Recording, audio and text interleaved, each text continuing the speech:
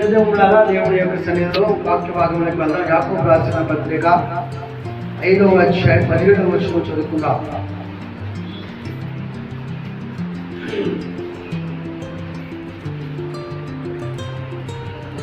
యాకోబు రాసిన పత్రిక 5వ అధ్యాయం 17వ వచనం.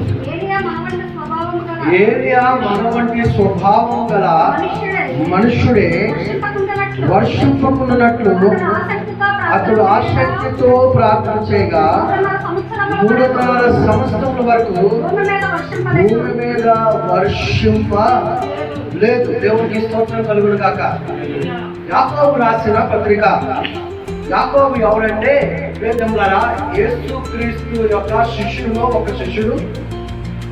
సంఘ పెద్దల్లో, యెరూషలేము సంఘ పెద్దల్లో ఒక పెద్ద.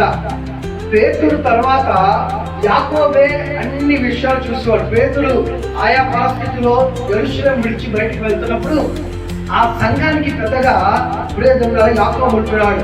యాకోబు ఈ పత్రిక ఎవరికి రాస్తున్నాడు అంటే ఒకసారి చూడండి. 1వ అధ్యాయం 1వ వచనం. యాకోబు రాసిన పత్రిక 1వ అధ్యాయం 1వ వచనం. దేవుని యొక్కయు ప్రభువైన యేసుక్రీస్తు యొక్కయు దాసుడైన యాకోబు అన్య దేశములందు చదివి ఉన్న 12 గోత్రముల వారికి ఎవరికి రాస్తున్నాడు? 12 గోత్రాలు ఆయా దేశాల్లో చెదిరిపోయి దేవుడి రాజ్య విస్తరణ కోసం ఆయా ప్రాంతానికి వెళ్ళిపోయిన 12 గోత్రాలు ఉద్దేశించి రాస్తున్న యాకోబు పత్రిక 5వ అధ్యాయం 17వ వచనం దగ్గరికి వచ్చేసరికి ఏలియాను గుర్తు చేస్తున్నాడు. బైబిల్ గ్రంథంలో 4 రకాల లేకపోతే 4 అద్భుత సూచనల గురించి సాక్ష్యాలు ఉన్నాయి. ఏటా 4 అద్భుత సూచనలు అంటే ఆ బైబిల్ అంతని కానీ డివైడ్ చేస్తే 4 డివిజన్స్ కలుపుతాయి. మొదటి డివిజన్ ఏంటిదంటే ఐగుప్తు నుండి ఇశ్రాయేలు విడిపించబడుట. ఇది ఒక చాలా పెద్ద అద్భుతం. మనం గడిచిన లెంట్ డేస్ లో లేకపోతే శ్రమదినాల్లో ఐగుప్తు నిర్గమకాండం అంతా ధ్యానం చేసినప్పుడు ఎలాగ వాళ్ళు బయటకు విడిపింపబడారో మనం చూసాం. రెండవ సాక్ష్యం ఇచ్చు అద్భుతాలు ఏంటిదంటే ఏలియా ఎలీషా దినాల్లో జరిగిన అద్భుతాలు.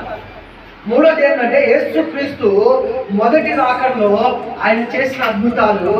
4వది ఏంటిదంటే ప్రకటన గ్రంథములు యోహాను ద్వారా దేవుడు చూపిన అద్భుతాలు. ఇలా డివైడ్ చేస్తే ఏలియా ఎలీషా కాలం నాటి అద్భుతాల గురించి యాకోబు ఇక్కడ ఎత్తి చూపిస్తున్నాడు.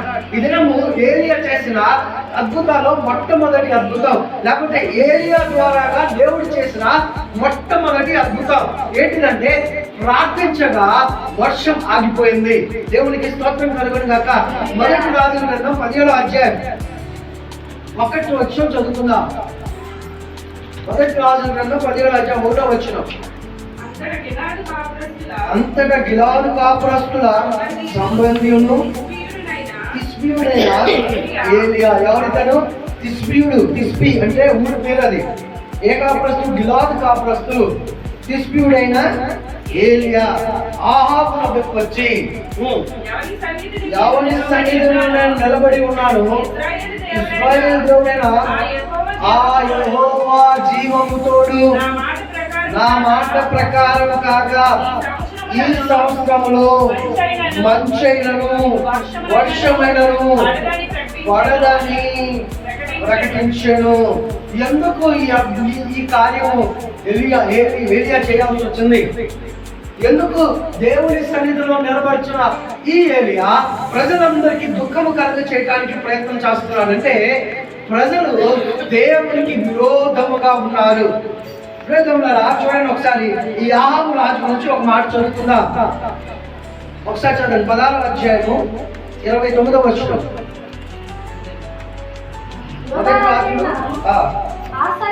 ఆసా ఏలుబడిలో 38వ సంవత్సరమున ఒమ్రీ కుమారుడైన ఆహాబు ఇశ్రాయేలు వారికి రాజై సోమ్రోనులో ఇశ్రాయేలు వారిని 22 సంవత్సరములు ఏలెను.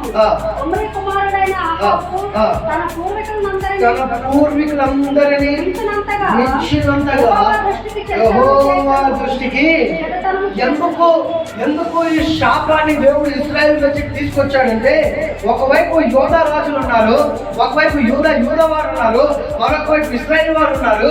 లేదన్నారా నార్త్ అంతా కూడా ఇస్రాయేల్ దేశం అయితే సౌత్ అంతా కూడా యోధా దేశమై ఉంటే, యోధా వైపు రెండే గోత్రాలు నిలబడి ఉంటే, లేదన్నారా బెన్యామీను యోధా వీరిద్దరు కలిపి ఒక దేశం అయితే మిగిలిన 9 గోత్రాలు అంతా కూడా కలిపి లేదా ఇశ్రాయేలులో ఉంటే, లేదన్నారా ఏం చదువుతుంది తెలుసా? యెహోవాకు విరోధముగా పాపం చేస్తున్నాడు ఆహాబు. అందుకే ఏలియా ప్రార్థించగా వర్షాన్ని దేవుడు ఆపేశాడు. ఎవరి ముందుకెళ్ళి మాట చెప్తున్నాడు తెలుసా? ఎవరి ముందుకెళ్ళి చెప్తాడు తెలుసా? యెహోవా దృష్టిలో చెడుతనముగా ఉన్న ఆహాబు రాజు దగ్గరికి. మనుషుల దగ్గర కాదు ఆయన మాట్లాడుతుంది.